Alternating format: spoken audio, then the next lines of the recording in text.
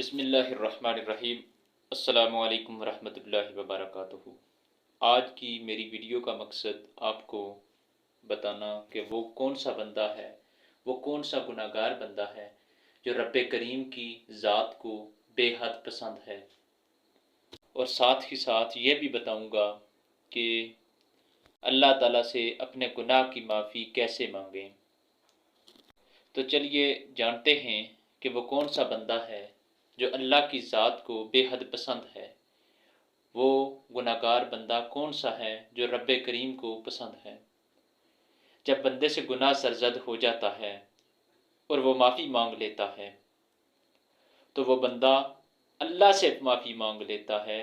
انسان کے اندر کیونکہ یہ دونوں چیزیں رکھی گئی ہیں، نیکی کرنے کی اور بدی کرنے کی، یعنی برائی کرنے کی۔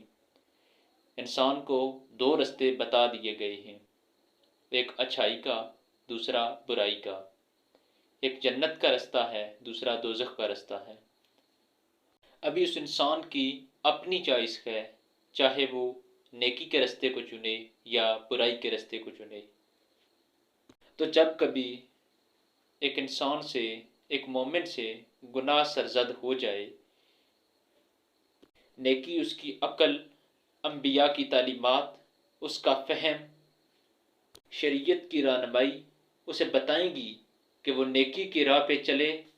کبھی کبھی بائیں سمت سے جو خواہشات اور آرزو ہے وہ اگر اسے گھیرے میں لے لیں، وہ اچانک گناہ میں مبتلا ہو جائے، وہ گناہ کر بیٹھے، اس سے گناہ سرزد ہو جائے، تو اس کی آنکھ بھٹک گئی ہو، خیال بدل گئی ہوں، کبھی سوچ میں آوارگی، کبھی زبان نے میلا لفظ بول دیا ہو، اللہ سے فوری معافی مانگ لیں۔ جب کوئی مومن گناہ کرتا ہے تب ایسی کیفیت ہوتی ہے جیسے ابھی احد پہاڑ تلے وہ آ گیا ہے۔ اگر اس نے توبہ نہ کی تو کچل دیا جائے گا۔ اللہ اکبر۔ جب ایک مومن گناہ کرتا ہے تب اس کی ایسی کیفیت ہوتی ہے جیسے ابھی وہ احد پہاڑ کے تلے آ گیا ہے، یعنی احد پہاڑ کے نیچے آ گیا ہے۔ اگر اس نے توبہ نہ کی تو وہ کچل دیا جائے گا۔ اللہ اکبر۔ پھر فوری معافی مانگ لیتا ہے۔ یہ اللہ کو بڑا ہی اچھا لگتا ہے۔ ایسا گناہ گار بندہ اللہ کی ذات کو بے حد پسند ہے۔ تو اللہ تعالیٰ کہتا ہے اپنے بندے سے، آخر میرا بندہ میری دہلیز پر آیا ہے، تم گواہ ہو جاؤ، میں نے اس کے سارے گناہ معاف کر دیے۔ تو گناہ کے بعد جو شرمندگی ہے، ایک اور جملہ سنیے کہ نیکی کرنے کے بعد جو تکبر پیدا ہوتا ہے کہ میں نے بڑی نیکی کر لی ہے، اور باقیوں کو بھی بتاتے ہیں، اور اس سے غلطی سرزد ہو جائے اور شرمندگی کا باعث ہوتی ہے، وہ اپنے آپ کو چھوٹا سمجھنے لگتا ہے اور اللہ سے معافی مانگتا ہے۔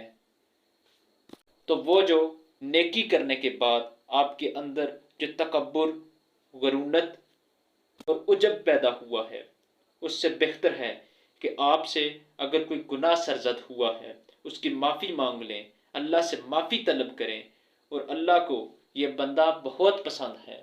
رب ذوالجلال کی ذات کو یہ بندہ بہت پسند ہے جو گناہ کرے اور پھر فوری اس کے اوپر معافی مانگ لے، کیونکہ ممکن نہیں ہے کہ جب بندہ، جو انسان ہے، اس کے اندر کبھی یہ خواہشات رکھی ہیں کہ وہ غلطی کرتا ہے، وہ پاک نہیں ہو سکتا۔ انبیاء ہیں جو پاک ہیں، کبھی کچھ خطا سرزد ہو جائے تو اس سے معافی مانگ لیں، اللہ تعالیٰ سے معافی طلب کریں۔ آپ نے ایک واقعہ سنا ہوگا کہ محمود غزنوی ایک بادشاہ گزرا ہے، اس کا وزیر ایاز تھا، وہ اس کا بڑا چہتا، بڑا محبوب تھا۔ تو ایان سلطنت اس سے جلتے تھے کہ یہ ایسا کیوں ہے۔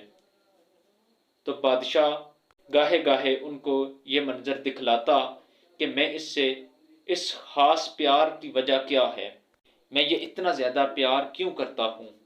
ایک دفعہ بادشاہ کے ہاتھ میں موتیوں کی بری ڈبیاں تھیں، تو محل کے اندر ایک حوض تھا، یعنی محل کے اندر ایک تالاب تھا، تو اس نے وہ موتی اس تالاب کے اندر پھینک دیے۔ شفاف پانی کے اندر موتی پڑے ہوئے سامنے نظر آ رہے تھے۔ اس نے ایک ایک وزیر کو کہا، یہ موتی نکال کے لے آؤ، بشرط یہ کہ اس سے آپ کا بدن، آپ کا لباس گیلا نہ ہو۔ اس نے اپنے سارے وزیروں کو کہا کہ یہ موتی نکال کے لے آؤ، لیکن انہوں نے کہا کہ آپ یہ جو شرط رکھی ہے اس کو ہٹا دیں تو ہم موتی نکال کے لے آئیں گے۔ تو بالآخر باری آ گئی ایاز کی، جو بادشاہ کا وزیر ایاز تھا، جو محبوب تھا، جو چہتا تھا، اس کی باری آ گئی۔ ایاز نے سنا، وہ دوڑا، تالاب میں چھلانگ لگائی اور اس تالاب کی گہرائی سے، اس تالاب کی تہ سے وہ موتی نکال کے لے آیا اور آ کے بادشاہ کو دے دیے۔ بادشاہ نے دیکھا، وہ غصے سے لال پیلا ہو گیا، وہ جلال میں آ گیا۔ اس نے کہا، میں نے شرط رکھی تھی کہ بدن اور لباس گیلا نہ ہو۔ ایاز بادشاہ کے سامنے ہاتھ باندھ کے کھڑا ہو گیا اور کہنے لگا، آپ نے حکم دیا کہ کنویں سے موتی نکال کے لے آؤ، اور دوسرا حکم دیا کہ کپڑے اور بدن گیلا نہ ہو۔ میں آپ کا ایک حکم بجا لایا ہوں، دوسرا پورا نہیں کر سکتا، میں آپ کا دوسرا حکم پورا نہیں کر سکا، میں آپ سے معافی طلب کرتا ہوں، میں آپ سے معافی چاہتا ہوں۔ تو اس بادشاہ نے کہا، سنو وزیرو سنو، اس ایاز کی یہی خوبی ہے جس سے یہ میرا خاص اور محبوب ہے۔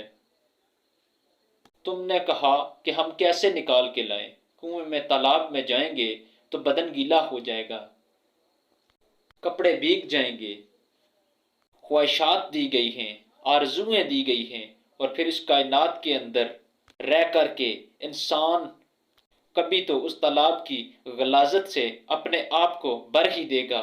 پھر کمال کیا ہے کہ نیکی کے پھول پیش کر دے، سجدے کے موتی پیش کر دے، رکوع اور قیام کے موتی پیش کر دے، انسانیت کے لیے موتی پیش کر دے، سارے موتی پیش کر دے۔ پھر مالک کا جلال کہ تیرے کپڑے کیوں گیلے ہوئے، تیرا بدن کیوں گیلا ہوا، یہ گناہ کیوں کیا، یہ ایسا کیوں کیا، پھر ہاتھ جوڑ سے اس رب کریم کی ذات سے معافی طلب کر لیں، اس سے معافی مانگ لیں تو وہ معاف کر دے گا۔ تو اللہ کریم آپ کے وہ گناہ معاف کر دے گا۔ وہ صرف گناہ ہی نہیں معاف کرے گا بلکہ ان گناہوں کو آپ کی نیکیوں میں تبدیل کر دے گا۔ لہٰذا میں آپ سے ایک ہی التماس کرتا ہوں کہ اپنے گناہوں کی معافی مانگیں، اللہ سے اپنے گناہوں کی معافی مانگیں۔ اگر آپ سے کوئی گناہ سرزد ہو جاتا ہے تو رب کریم سے فوری معافی مانگیں، اسی وقت معافی مانگیں، سجدے میں جائیں، اللہ سے معافی مانگیں، گڑ گڑائیں، روئیں۔